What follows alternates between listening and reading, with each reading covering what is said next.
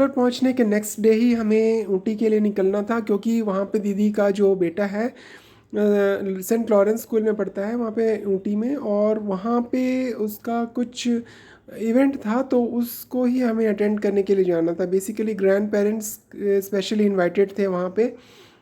तो वहाँ के लिए हम निकल चुके थे, और ये सारा सामान पीछे की डिक्की में पूरा ठसाठस भरा हुआ था। कुछ हमने अपने गोद में भी रखा हुआ था। तो और ड्राइवर, और ये थोड़ा सा मैं नाम जप भी कर ले रहा था, एक आध घंटे मैंने रास्ते में नाम जप कर लिया था, क्योंकि मॉर्निंग में टाइम नहीं मिल पाया था। और ड्राइवर काफ़ी कोऑपरेटिव था and he was very very good.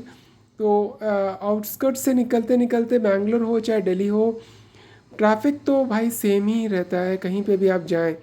तो एक आध घंटे तो लग ही गए थे कर पहुँचते पहुँचते, मतलब निकलते निकलते, सॉरी नॉट पहुँचते।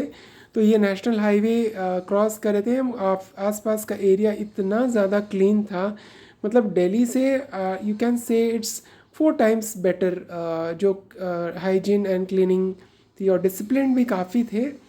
और ये हाईवे से NH नेशनल हाईवे से कट से हमने साइड से ले लिया था। और यहाँ ये एक मस्जिद का क्लिप है, बहुत सुंदर सा मस्जिद था वहाँ पे।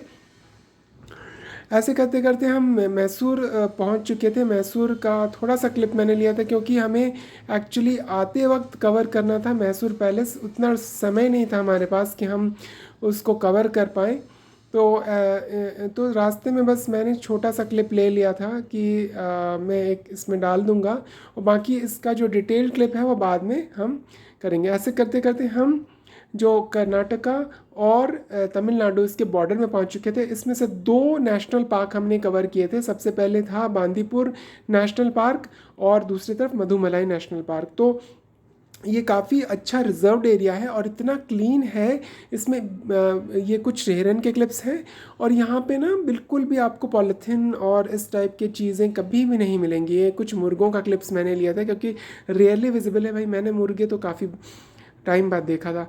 और ये ऊटी जो हम एलिवेट कर रहे थे, मतलब पहुंचने को 2-4 घंटे बचे थे। तो रास्ते ना ऑटोमेटिकली, जैसे हम यहाँ पे दिल्ली से जाते हैं तो हिल्स अपने आप शुरू हो जाते हैं, वैसे ही तमिलनाडु शुरू हो गया था। और ये कुछ नीलगिरी के पेड़ थे जो काफ़ी लंबे थे, जिसका ऑयल एक्सट्रैक्ट करके हम बनाते हैं, जो मैं नेक्स्ट एक और वीडियो में आपको दिखाऊंगा। ये कुछ टी गार्डन्स थे और ग्रीनरी।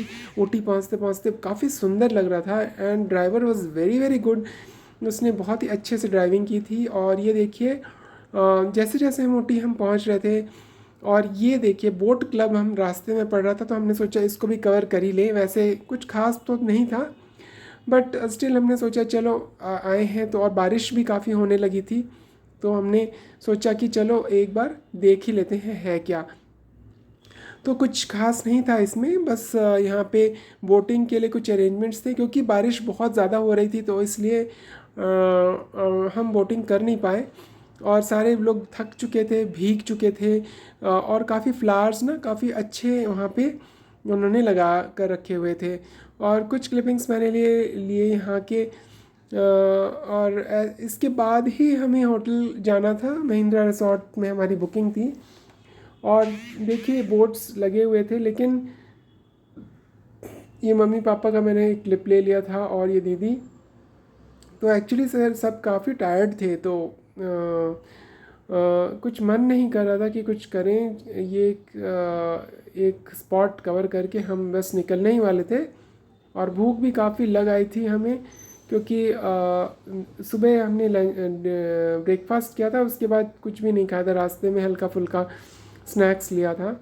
और ये देखिए कितना क्लीन एंड फ्रेश है, और बिल्कुल इतनी ज़्यादा क्लीन है कि आपको कुछ भी इधर उधर पड़ा हुआ नहीं मिलेगा। और डिसिप्लिन्ड इतने ज़्यादा हैं, मुझे इस बात का, south India is much more discipline than northern India. North में डिसिप्लिन की काफ़ी कमी है, हमें उनसे कुछ सीखना चाहिए, अडॉप्ट करना चाहिए, यही मैं कहना चाहूँगा। तो भगवान की प्रकृति देखिए, नेचर देखिए, कितना कुछ सुंदर इन्होंने सब कुछ रचा हुआ है। हम उस प्रकृति को कितना नष्ट करते हैं, भगवान के बनाए हुए इस सुंदर संपदा को हम व्यर्थ गंवा देते हैं। तो आप सभी से रिक्वेस्ट है कि आप भी इसको मेंटेन करें। तो ये एक और क्लिप मैंने लिया और फिर जाते जाते मैंने सोचा कि पीछे से एक राउंड अबाउट क्लिप ले लूँ। और कुछ खास था नहीं, एक छोटी सी बोटेनिकल गार्डन थी, वहाँ पे एक लेक था और बस इतना ही। तो ये देखिए पीछे का थोड़ा सा व्यू मैंने ले लिया था। और ऐसे करते करते थोड़ा शाम, ये पॉपकॉर्न के कुछ स्टॉल्स थे, मैं तो खाता नहीं था बाहर, तो मुझे उतना में अलाउड नहीं है खाना। तो बस ऐसे करते करते हम ऊटी बस पहुंचने ही वाले थे। ये थोड़ा इवनिंग का क्लिप है और ऑलमोस्ट शिमला जैसे ही व्यू था, लेकिन इसमें वेजिटेशन जो है वो बिल्कुल अलग ही आपको देखने को मिलेगा। देवदार और चिनार के पेड़ बिल्कुल भी नहीं दिखेंगे, हार्डली इक्का दुक्का, लेकिन नीलगिरी के पेड़ जो हैं लंबे लंबे वो बहुत ज़्यादा विजिबल होते हैं यहाँ पे। तो ये देखिए फाइनली हम रिसॉर्ट पहुँच चुके थे और यहाँ पे एक्चुअली जीपीएस लगाने के बाद भी हम ना उसे ट्रैक नहीं कर पा रहे थे, तो काफ़ी मेहनत और मशक्क़त करने के बाद ही हम यहाँ पहुँचे। एंड फाइनली हम जब रिसॉर्ट पहुँचे तो थोड़ा सा रिलीफ हुआ कि चलो भाई अब रेस्ट करेंगे और फिर हम आगे की जर्नी के लिए प्लान करेंगे। तो ये देखिए ऑलमोस्ट डन है, ये रिसेप्शन तक हम पहुँचे। रिसेप्शन में पहुंचने के बाद बाकी जितनी भी फॉर्मेलिटीज़ थी वो हमने पूरी करने के बाद हम फटाफट से अपने जो लगेज है वो उतार कर, फिर जो गार्ड था वो सारा लगेज काउंट कर कर सारा कुछ एक साथ उसने रख दिया था। और ये रिसेप्शन का कुछ व्यू काफ़ी अच्छा वुडन फिनिशिंग का रिसेप्शन था। तो उसके बाद एक लॉरी आई थी, सॉरी एक ट्रॉली आई थी और ट्रॉली से फिर ये देखिए मम्मी पापा बैठे हुए हैं और लेमन टी उन्होंने दिया था वेलकम ड्रिंक के लिए। और फिर दीदी कुछ फॉर्मेलिटीज़ करके और ये रूम पे हम पहुंच चुके थे।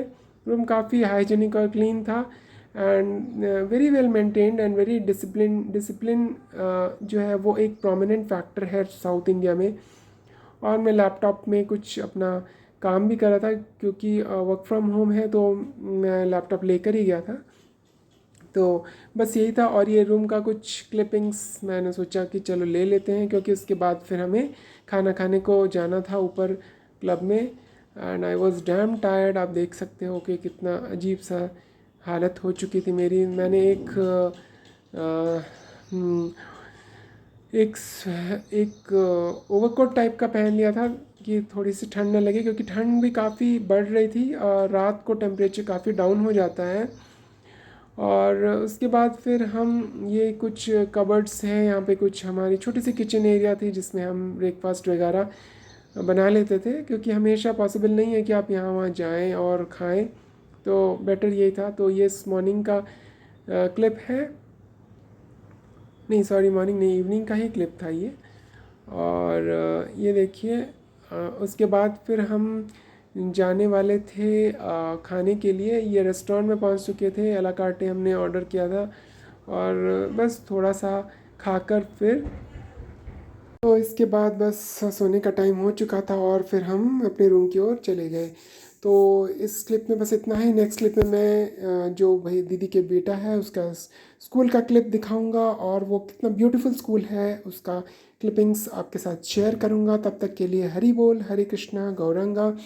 और इस तरह से का 2-3 सीरीज़ में आपके साथ कवर करता रहूँगा। तो प्लीज़ कीप मी वॉचिंग, एक के बाद एक। हरे कृष्णा, हरि बोल, गौरंगा।